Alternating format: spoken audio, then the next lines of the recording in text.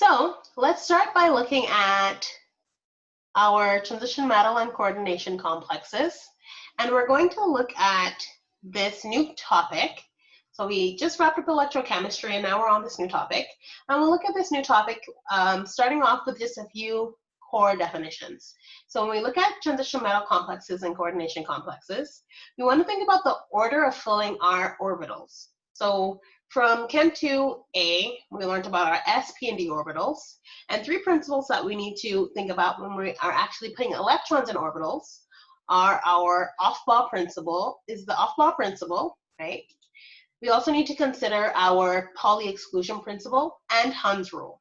So off-law principle tells us that we're filling electrons from lowest to highest energy orbitals first. So that's our first principle. The next principle is our Pauli exclusion principle, and this tells us that we're going to put 2 electrons in each orbital, per orbital. And this is so that they can have opposite spins. Right? We want our electrons, because they have the same charge, to spin in opposite directions in our orbitals. So we'll only put 2 electrons in each orbital. And then the last rule that we want to follow when we're filling electrons in our orbitals is Hund's rule, where we want to fill orbitals singly first before we pair them up. So fill orbitals of equal energy singly first. Right? So if orbitals have equal energy, then we'll fill 1 electron in each of those equal orbitals at a time, and then we'll start pairing electrons and making sure that they have opposite spins with our spin flip and Pauli exclusion principle. Okay, so there are exceptions when we look at our transition metals, and these exceptions occur for group 6 and group 11. And these exceptions occur because we have a transfer of 1 electron from the s orbital. So if a transfer of 1 electron from s orbital to our d orbital, and this is because with that electron transfer, we get a more stable electronic configuration. So we'll talk about electronic configurations in a few seconds, but really what we're saying is that for our group 6 and group 11 transition metals, right, we're going to have either a half-filled, or a filled subshell, and those provide special energy kind of minimums. They provide special energetic minimums for our electron filling, or filling of electrons in orbitals. So now let's look at the noble gas configuration for our first row transition metals. So we'll start with scandium and go all the way to zinc. So for scandium, remember that for our noble gas configuration, we'll pick the nearest noble gas. So in this case, we're going to look at, in our noble gas configuration, right, we're looking at the first row transition metal. So we're going from scandium all the way to zinc. And the nearest noble gas before scandium is argon. So we want to make sure that we're going to that noble gas for our noble gas configuration. So we'll pick argon as our noble gas. And then the group number that our transition metal is in will give us an indication of how many electrons need to be present for our valence electrons. So scandium is group 3. So that means that we need 3 valence electrons. And we'll fill our 4 s electrons first. So we need 2 4s electrons. And then we'll have 1 3d electron, so that's group 3. And group 4 for titanium, we still have argon, and now we have 2 electrons in our 4s orbital, and now we have 2 electrons in our 3d orbital. And then you can imagine as we go along the group, as we go along the period, our vanadium should get 1 more d electron, so it'll be 4s2, 3d3. And now we get to one of our exceptions, group 6, where we have chromium. And for the electron configuration of chromium, now we have the special stability of a half-filled subshell, half-filled orbitals. So now instead of having 4s2, 3d4, right? So instead of having, I'll actually write it and then erase it. instead of having 4s2, 3d4, this is a less stable configuration than taking our electron, one electron from our s orbital, and adding it to our d orbital. So instead, we'll get a half-filled s orbital, right? So we put one electron in our s orbital, 4s1, and then we'll also half-fill our d orbital. So we'll get 3d5, right? So from there, our filling continues. For manganese, we have 4s2, 3d5, and iron should be argon with 4s2, 3d6.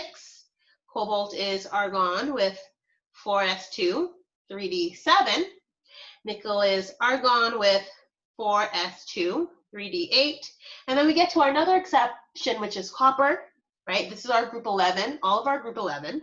So instead of having argon with 4s2, 3d9, now we can have a special stability where we have a half-filled s orbital, so it'll be 4s1, and then that electron from our s orbital will be transferred to our d orbital. So now instead of having 3d9, we'll have 3d10, right?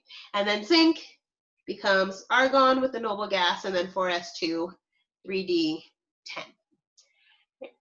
So that's just our noble gas configurations for the first row of our transition metal elements from scandium to zinc.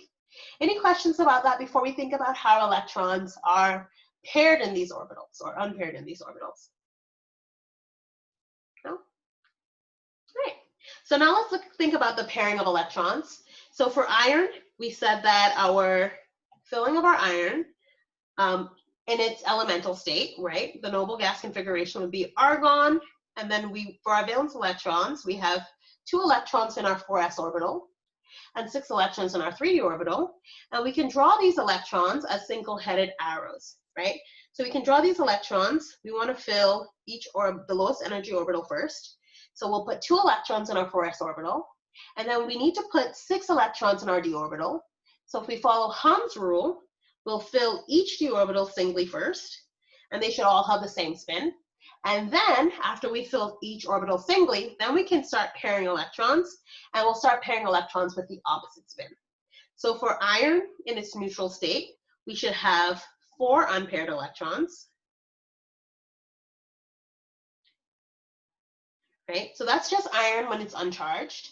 If we make iron a cation and give it a +2 charge, then we need to lose 2 electrons. And when we lose electrons from our transition metals, we'll lose electrons from our s orbitals first. So now when we draw the electrons in our iron 2+, so we can start off with the neutral iron species, right? That has 2 electrons in our s orbital, and then we have 6 in our d orbital. But when we change the charge of iron, we actually lose, since it's iron 2+, we need to lose 2 electrons. So we'll lose both electrons from our s orbital, right? And now when we move on to iron 3+, we can start off with what it would be if it were neutral.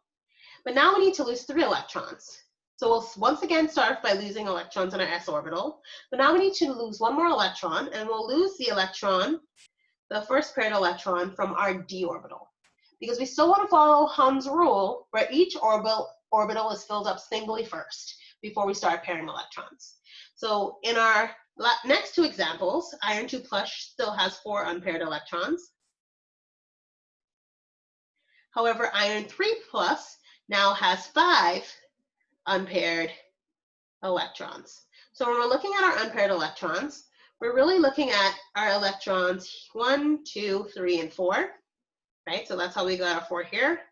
We have 1, 2, 3, and 4. And that's how we get 4 there. And then for iron 3+, we have 1, 2, 3, 4, 5 unpaired electrons there. All right, any questions about that?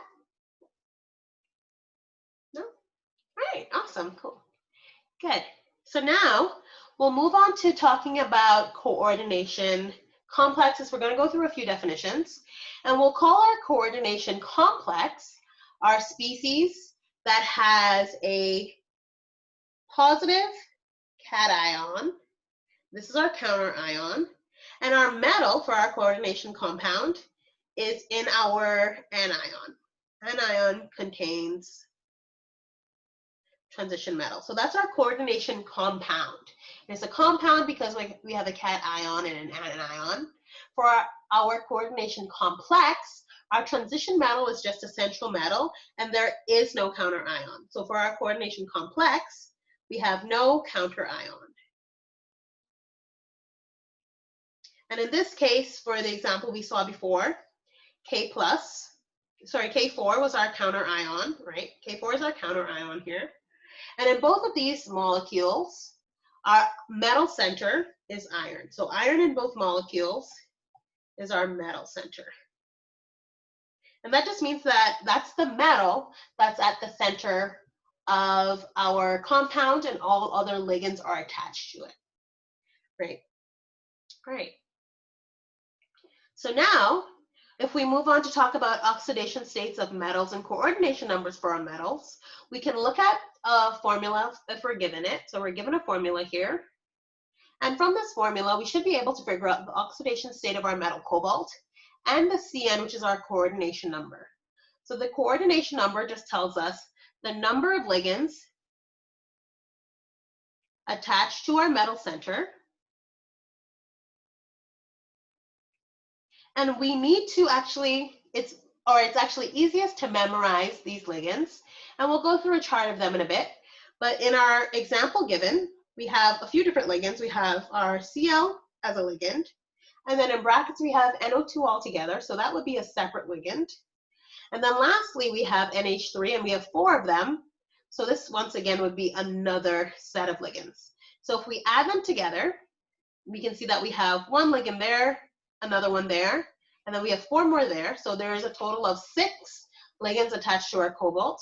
So this gives cobalt a coordination number of 6. And to get our oxidation state of cobalt, we need to look at the charge of those ligands.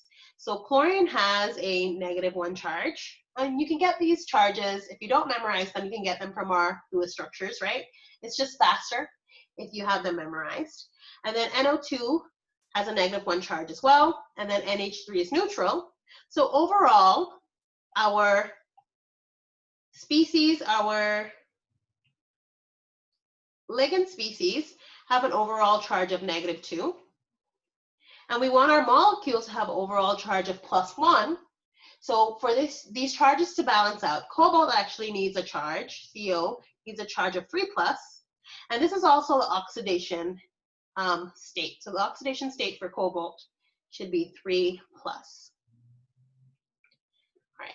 And if we were to think about the noble gas configuration for cobalt, right, we know that, or we said that cobalt had in its neutral state 2 electrons in its 4s orbital and 7 electrons in the 3d orbital. So when we want to write the electron configuration for cobalt 3+, we'll still use our noble gas configuration looking at argon. We'll lose 2 electrons from our from our s orbital, and now we have 6 electrons in our d orbital. So cobalt neutral should be argon, and then we have 4s2, 3d7, and as we lose electrons, we'll lose electrons from our s orbital first. We'll lose both of those electrons. And then we still need to lose 1 more electron to get a 3+ charge. So our 7 here becomes a 6. And once again, if an orbital is empty as a valence orbital, we don't need to write it in the noble gas configuration. Great.